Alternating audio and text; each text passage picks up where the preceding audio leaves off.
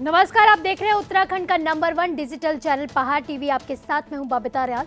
रुक करते हैं खबरों का, लेकिन उससे पहले एक नजर आज की हेडलाइंस पर। देहरादून हवाई अड्डे की नई टर्मिनल बिल्डिंग तैयार, बेहद आकर्षक और अंतर्राष्ट्रीय सुविधाओं से सुसज्जित है बिल्डिंग।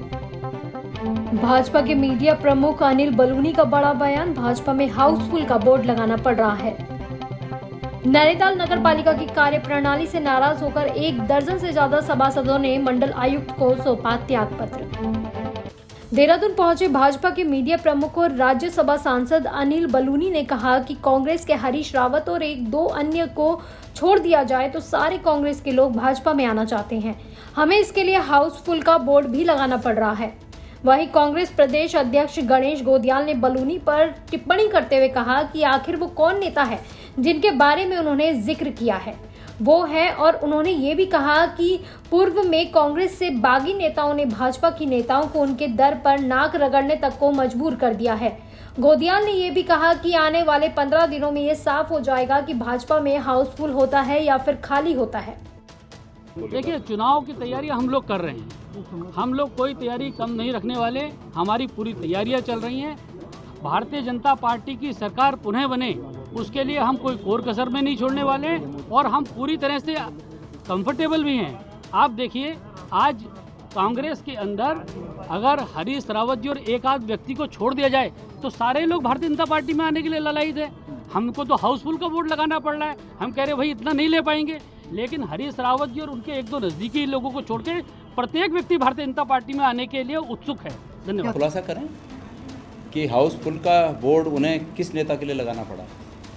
मैंने तो सुना कि जिन नेताओं को अभी उन्होंने शामिल किया है उनकी देहरी पर पिछले 2 साल से नाक रगड़ते नाक भी घायल हो गई है और अब कह रहे हैं कि हाउसफुल का बोर्ड लगाना पड़ रहा है। ये बड़ी बातें करने के लिए प्रख्यात हैं। बड़ी बड़ी बातें करके मनोवैज्ञानिक दबाव बनाना चाहते हैं। असलियत ये है। लेकिन इस 15 दिन का समय जाने दीजिए। इस 15 दिन के बाद पता चलेगा कि उनके यहाँ कितना हाउसफुल है और उनका हाउस कितना खाली हो रहा है। ये 15 दिन के बाद पता चल जाएगा। कहते हैं संगीत से बड़े बड़े दुख भी दूर हो जाते हैं। संगीत सुनने से मन को शांति मिलती है। स्थिति जैसी भी हो, अगर कोई सुंदर सा गीत गुनगुना दिया जाए तो बड़े से बड़ा दर्द भी दूर हो जाता है। और जब गीत गढ़वाली पौराणिक मांगल है तो बात कुछ और ही होती है। वाकया गुरुवार शाम कर्णप्रयाग के सामुदायिक स्वास्थ्य केंद्र कर्णप्रयाग के भर्ती वार्ड का है, जहां कई प्रकार के मरीज अलग अलग बीमारियों के कारण भर्ती हुए थे। इनमें से 3 बुजुर्ग महिलाएं अपने बीमार परिजनों के साथ आई हुई थी। इस दौरान उन्होंने जब मांगल गीत लगाना शुरू किया तो हर किसी मरीज के चेहरे पर खुशी झलक गई। सब मरीज अपना दर्द भूलकर बुजुर्ग महिलाओं के मांगल गीतों को टकटकी लगाए सुन रहे थे। महिलाओं की सुंदर आवाज ने अस्पताल में एक अलग ही खुशी भर दी।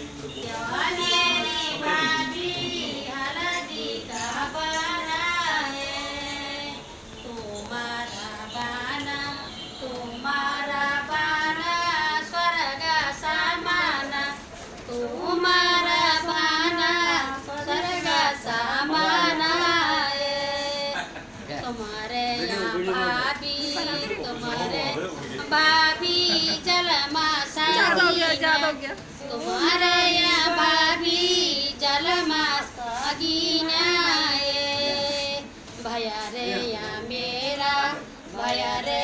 मेरा लाखों बारिशा भया रे या मेरा लाखों बारिशा। डोसर्च consultant India private limited Mumbai के इंजीनियरों के द्वारा देहरादून हवाई अड्डे की नई टर्मिनल बिल्डिंग का डिजाइन तैयार किया गया था। एयरपोर्ट की टर्मिनल बिल्डिंग को अहलूवालिया कंस्ट्रक्शन लिमिटेड ने कोविड काल के बाद भी तैयार कर जहां उत्तराखंड के एयरपोर्ट को बेहद आधुनिक सुविधाओं से सुसज्जित कर आकर्षक रूप दिया है, तो वहीं इस टर्मिनल बिल्डिंग की खूबसूरती देश विदेश के हवाई यात्रियों को अपनी ओर भी आकर्षित करने में कामयाब होगी। नई जो बिल्डिंग बन रही है वो जो पुरानी बिल्डिंग है उससे 10 गुना बड़ी बिल्डिंग है ये, तो 10 गुना उससे आप ज़्यादा पैसेंजर जा सकते हैं। तो 1 घंटे में इस बिल्डिंग को जो बनाया है कि आप 1300 से 1800 आदमी एक साथ 1 घंटे के लिए इसमें ट्रैवल कर सके। तो 1800 आदमी की कैपेसिटी हम बोलते हैं, तो पर एक साल में तकरीबन 3 लाख आदमी यहाँ से ट्रैवल कर सकते हैं, जो 10 गुना है जो एग्जिस्टिंग टर्मिनल है उससे ज़्यादा है। फिर यहाँ पे हमने लोकल जो मटेरियल है वो काफ़ी तरह लोकल मटेरियल यूज़ करने की कोशिश की है। यहाँ पे लोकल जो कल्चर है कल्चर दिखाने की कोशिश की है। फिर यहाँ पे जो फैसिलिटीज़ है जो आपको पहले ऐसा होता था जो पुराने टर्मिनल में कि जो आप टर्मिनल में आओगे आपको बस में बैठ के वहाँ पे जाना पड़ेगा, यहाँ पे ऐसी फैसिलिटी कर रहे हैं कि आप सीधा प्लेन के अंदर बैठ सको। आप आज ये न्यू टर्मिनल बिल्डिंग को देख के बड़ी प्रसन्नता हो रही है कि ये बड़ा यहाँ पर बड़ी कैपेसिटी का यहाँ पर टर्मिनल बिल्डिंग बनी है, जिसमें यात्री आएंगे और इसमें निष्कास जाएंगे भी। तो निश्चित रूप में इसमें सारी सुविधाएं दी गई हैं, आधुनिक सुविधाएं हैं। इसकी कैपेसिटी बढ़ाई गई है। क्या कैपेसिटी है इसकी? 10 गुना कैपेसिटी हमारी बढ़ जाएगी। तो देहरादून के लिए अच्छी सौगात है ये, और निश्चित रूप में हम चाहेंगे कि यहाँ और भी फ़्लाइट्स आएँ और कनेक्टिविटी हो। तो आने वाले समय में यहाँ पर करीब 30 फ़्लाइट्स हो जाएंगी, और सभी लोग जो हैं कोई धार्मिक यात्रा के लिए, चारधाम यात्रा के लिए और भी यात्राओं के लिए आएंगे। तो निश्चित रूप में ये हमारे उत्तराखंड के लिए एक बड़े सौभाग्य का विषय है और ये बहुत अच्छा प्रसंग है। तो इसमें सब लोग आएँ, सबका हम स्वागत करते हैं, और ये बड़ी अच्छी बिल्डिंग है। 7 तारीख को इसका लोकार्पण हो रहा है। उत्तराखंड में होने वाले 2022 के विधानसभा चुनाव के लिए बीजेपी ने तैयारियां तेज कर दी हैं। इसी के तहत सोशल मीडिया को भी भारतीय जनता पार्टी लगातार मजबूत कर रही है। आज इसी के तहत 1 दिवसीय मीडिया कार्यशाला का आयोजन देहरादून में किया गया।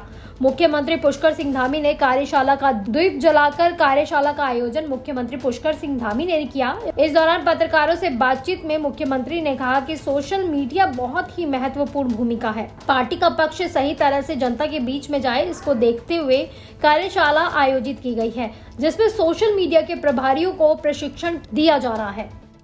मीडिया की भूमिका बहुत महत्वपूर्ण होती है, और 2022 का जो लक्ष्य हमने रखा है कि बार 60 पार का, उसमें एक महत्वपूर्ण हमारा मीडिया विभाग है। और मीडिया विभाग लगातार बहुत ही ताकत के साथ यहाँ पर लगा हुआ है राज्य में। आज वर्कशॉप होने के बाद, चूँकि इसमें पूरे प्रदेश के हमारे जिलों तक के मीडिया के प्रभारी आए हैं, हमारा केंद्रीय नेतृत्व उन सबको यहाँ प्रशिक्षण देगा, और उसके बाद जो मीडिया विभाग का काम है और धारदार तरीके से आगे बढ़ेगा।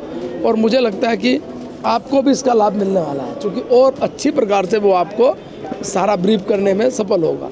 तो आज के बाद आप देखेंगे एक नए लुक में हमारा मीडिया विभाग नजर आएगा। मीडिया हमारा लोकतंत्र का चौथा स्तंभ है और उसकी बहुत बड़ी भूमिका है। तो सही प्रकार से लोगों के बीच में पार्टी का पक्ष जाए, सरकार का पक्ष जाए, उसके लिए लगातार समय समय पर इस प्रकार की वर्कशॉप होती रहती है। और इसमें हमारे राष्ट्रीय नेतृत्व से भी, प्रदेश नेतृत्व से और प्रदेश के विभिन्न संगठनों से लोग आए हैं जो लगातार इस कार्यशाला में भाग लेंगे। और जो पार्टी की नीतियां हैं, सरकार की नीतियां हैं, तो लोगों तक पहुंचाने का काम करेंगे, जन जन तक पहुंचाने का काम करेंगे। सभी के बीच में आके हमने भी शुभकामनाएं दी हैं कि वो और अच्छा काम कर रहे हैं और अच्छा काम कर रहे हैं। लक्सर में हथियार रखने के शौकीनों की कमी नहीं है। हथियार लीगल हो या फिर इलीगल, इससे इनको कोई फर्क नहीं पड़ता। बिल्कुल ताजा ऐसा ही मामला शहर के बीचों बीच देखने को मिला, जहां पर 2 युवक आंटी में देसी तमंचा लगाए घूम रहे थे। तभी किसी ने पुलिस को खबर कर दी। सूचना पर पुलिस ने घेराबंदी कर इनको दबोच लिया। जब उनकी तलाशी ली गई तो उनके पास से एक अवैध तमंचा और एक जिंदा कारतूस बरामद किया गया। युवकों से जब बारीकी से पूछताछ की गई तो उनमें से एक ने अपने आप को लक्सर के रेलवे कॉलोनी और दूसरे ने लोको कॉलोनी का निवासी बताया। रात के टाइम पे 8 बजे के आसपास सिमले के कुछ लोगों द्वारा सूचना दी गई थी कि एक दो युवक यहाँ पर तमंचा लेके घूम रहे हैं। इस पर हमारी जो गश्त टीम और चौकी इंचार्ज ने उनको जाके पकड़ा। 2 युवक कार्तिक और आशीष को मौके पर पकड़ा, जिनसे तमंचा और एक जिंदा कारतूस बरामद हुआ है। इनके विरुद्ध 25 आर्म्स एक्ट और 34 IPC में मुकदमा पंजीकृत कर माननीय न्यायालय में पेश किया जाएगा। कल स्कीम वर्कर्स अखिल भारतीय हड़ताल के संबंध में आशाओं द्वारा समान वेतन, उपकरण, जोखिम भत्ता और मृत्यु होने पर मुआवजा, नियमितीकरण, न्यूनतम वेतन, सामाजिक सुरक्षा और पेंशन के साथ ही मांगों को लेकर पूरे प्रदेश के साथ ही विकासखंड मुनस्यारी में भी आशाओं द्वारा उप जिलाधिकारी कार्यालय मुनस्यारी में एकत्रित होकर उप जिलाधिकारी मुनस्यारी के माध्यम से मुख्यमंत्री को ज्ञापन सौंपा गया। सर, आज हमारी 54वां दिन हमारे धरना करे हुए हो गए हैं। आज हम यही आशा करते हैं कि और CM साहब से भी हम यही गुजारिश करना चाहते हैं कि हमको फिक्स मानदेय दिया जाए। जिस बात पर हम अड़े हुए हैं, आज तक हमने इतने दिन धरना करके कोई सुझाव नहीं मिला। जिस हिसाब से मुख्यमंत्री जी ने हमको आश्वासन दिया था कि 20 दिन की धरना स्थगित करने के बाद हम तुम्हारे मांग को तुरंत पूरा करेंगे करके, उसी बात पर हम अड़े हुए हैं। इसलिए हम शांतिपूर्वक यहाँ पर ज्ञापन देने आए हैं और हम उनको यही गुजारिश करते हैं कि हमारा फिक्स मानदेय किया जाए और आने वाले समय में इतना बेहतर हम काम करते हैं, इससे भी और ज़्यादा बढ़कर हम अपनी भागीदारी निभाएंगे। मातृ मृत्यु दर की सुरक्षा करेंगे, सारे जनताओं की सुरक्षा करेंगे। जो तीसरा लहर चल रहा है उसके बारे में भी हम जी जान लगाकर जितना हम आज तक करते आए हैं, इससे भी और बेहतर काम करेंगे ताकि सबको सुविधा मिले। यही हम मुख्यमंत्री जी से गुजारिश करना चाहते हैं कि वह हमारा वेतन मानदेय फिक्स करें। धन्यवाद। नगर पालिका परिषद के लगभग 1 दर्जन से ज्यादा सभासदों ने अपने पद से त्याग पत्र दिए जाने को लेकर बावत पत्र कुमाऊं मंडल आयुक्त को दिया है, जिसमें कहा गया है कि नगर पालिका प्रशासन और जिला प्रशासन उनकी बातों को नहीं मानता है। यहाँ आपको बता दें कि एक पत्र जिसमें लगभग 1 दर्जन सभासदों के हस्ताक्षर और मोहरें लगी हुई हैं, जिसमें कुछ सभासद निर्वाचित होकर आए हैं तो कुछ सभासद सरकार द्वारा नामित हुए हैं। उन सभी लोगों का यही मानना है कि नगर पालिका प्रशासन उन लोगों को सम्मान नहीं देती है, जबकि पत्र में उल्लेख किया गया है कि अधिकारियों के तबादले होने के बाद अभी तक नए अधिकारी तक तैनात नहीं किए गए हैं। सभासदों में नामित सभासद भाजपा मनोज जोशी, तारा राणा, राहुल पुजारी और निर्वाचित सभासद मनोज जगाती, गजाला कमाल, सुरेश चंद्र समेत कई सभासदों के हस्ताक्षर और मोहरें लगी हुई हैं, जैसा कि आप पत्र में देख सकते हैं। विकासखंड पोखरी के सरस्वती शिशु मंदिर में बड़े धूमधाम के साथ वार्षिकोत्सव मनाया गया, जिसमें बतौर मुख्य अतिथि विधायक महेंद्र भट्ट ने कार्यक्रम का शुभारंभ किया और छात्रों को संबोधित करते हुए कहा कि आज का छात्र कल का भविष्य है और हमें अपने नौनिहालों को आज आदर्श संस्कार देने चाहिए ताकि बच्चों का भविष्य सुनहरा बन सके। वहीं छात्रों ने रंगारंग प्रस्तुति से सबका मन मोह लिया। इस दौरान विद्यालय परिवार में आए हुए सभी आगंतुकों का आभार भी व्यक्त किया गया। चाहते हैं कि विगत 2 वर्षों से कोविड काल के कारण अपना जो विद्यालय था बंद था, तो उसके चलते हुए अभी कुछ समय पहले ही विद्यालय खुले हैं। तो भैया बहनों के मानसिक तनाव को दूर करने के लिए और भैया बहनों की जो शैक्षिक गतिविधियां थी उनके चलते उनके विकास के लिए अपने विद्यालय प्रबंध समिति और आचार्य परिवार के द्वारा ये जो वार्षिक उत्सव का आयोजन किया गया, जिसमें अब आज कार्यक्रम के अपने मुख्य अतिथि श्रीमान महेंद्र प्रसाद भट्ट जी विधायक बद्रीनाथ विधानसभा क्षेत्र के रहे और कार्यक्रम के विशिष्ट अतिथि अपने थाला वार्ड से जिला पंचायत सदस्य अपने अनूप चंद जी भाई साहब उपस्थित रहे। और इसे आज जो ये अपना जो भवन है, इस बिल्डिंग का जो उद्घाटन का जो कार्यक्रम है, जिसमें कि विधायक जी द्वारा 20 लाख रुपए अपनी विधायक निधि से स्वीकृत किए गए थे, उसका निर्माण कार्य भी पूर्ण हो गया था, जिसका कि आज उद्घाटन भी विधिवत रूप से हुआ है। कार्यक्रम के निमित्त अपने आज सारे आए अतिथियों का और अपने विद्यालय प्रबंध समिति का, मुख्य अतिथियों का, विद्यालय परिवार की ओर से हार्दिक स्वागत और अभिनंदन करता हूँ। देखिए, कोरोना काल के बाद 2 वर्षों में विद्यालय खुले हैं और सामाजिक जीवन में संस्कार देने वाला विद्यालय सरस्वती शिशु मंदिर विद्या मंदिर का आज वार्षिक उत्सव है। मैं अपने को भाग्यशाली समझता हूँ कि आज के यहाँ भैया बहनों द्वारा जो यहाँ पर सांस्कृतिक कार्यक्रम प्रस्तुतियाँ जो दी गई हैं, बड़ी उत्साह है। और आज ही हमने जो है इस विद्यालय का भी उद्घाटन किया है। मैंने विधायक निधि से 20 लाख रुपया विद्यालय भवन के लिए दिया था, उसका भी उद्घाटन यहाँ पर हुआ है और बहुत अच्छा छात्र छात्राओं को भैया बहनों द्वारा यहाँ पर सांस्कृतिक कार्यक्रम प्रस्तुत किए जा रहे हैं। कल मुख्यमंत्री पुष्कर सिंह धामी ने सचिवालय में पेयजल विभाग की समीक्षा बैठक की। मुख्यमंत्री ने पेयजल योजनाओं के क्रियान्वयन में पेयजल के साथ सिंचाई और लघु सिंचाई विभाग का भी सहयोग लेने को कहा। मुख्यमंत्री धामी ने कहा कि जल संचय और जल संरक्षण के लिए व्यापक जन जागरूकता पर विशेष ध्यान देते हुए पारंपरिक चाल खाल के पुनर्जीवीकरण पर भी ध्यान दिया जाए। साथ ही स्वीकृत योजनाओं की टेंडर प्रक्रिया 15 नवंबर तक पूर्ण कर ली जाए ताकि उन पर शीघ्रता से कार्य प्रारंभ हो सके। उत्तराखंड के पूर्व कैबिनेट मंत्री दिवाकर भट्ट 24 सितंबर शुक्रवार सुबह एक सड़क हादसे में बाल बाल बचे। हादसा देवप्रयाग के समीप बद्रीनाथ राष्ट्रीय राजमार्ग पर पंतगांव के समीप हुआ। पूर्व कैबिनेट मंत्री दिवाकर भट्ट अपने 3 साथियों के साथ हरिद्वार कीर्तिनगर जा रहे थे, तभी तहसील देवप्रयाग के पंतगांव के समीप स्कॉर्पियो का अगला टायर फट गया। इससे पहले कि गाड़ी अनियंत्रित होकर खाई की ओर जाती, ड्राइवर ने साहस न खोते हुए उसे पहाड़ की ओर मोड़ लिया। इससे गाड़ी सड़क पर ही पलट गई और बड़ा हादसा होते होते टल गया। बेतहाशा बढ़ गई महंगाई के विरोध में शुक्रवार को अल्मोड़ा में कांग्रेस कार्यकर्ताओं ने चौगान पाटा में केंद्र की मोदी सरकार का पुतला दहन किया। इस दौरान कांग्रेस कार्यकर्ताओं ने कहा कि केंद्र में भाजपा की सरकार आने के बाद महंगाई आसमान छू रही है, जिससे आम जनता का जीना भी दुश्वार हो गया है। इस दौरान कांग्रेस कार्यकर्ताओं ने सरकार के खिलाफ जमकर नारेबाजी भी की। वहीं कांग्रेस के नगर अध्यक्ष पूरन रौतेला ने कहा कि केंद्र सरकार पेट्रोल, डीजल, घरेलू गैस सिलेंडर, खाद्य तेल की कीमतों में लगातार इजाफा कर रही है, जिससे आम जनता की कमर टूट चुकी है। कोरोना काल में लोग पहले से आर्थिक तंगी का सामना कर रहे हैं और ऊपर से बढ़ती महंगाई से आम जनता की कमर टूट चुकी है। रौतेला ने कहा कि भाजपा सरकार आने के बाद महंगाई चरम पर पहुंच गई है, जिसका खामियाजा सरकार को आगे भुगतना होगा।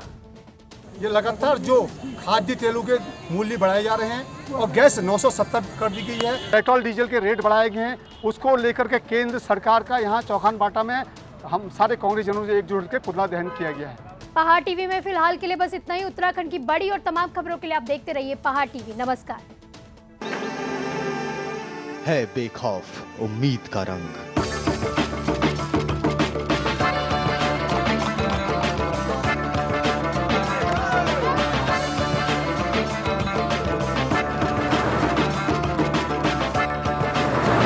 है आस्था भी।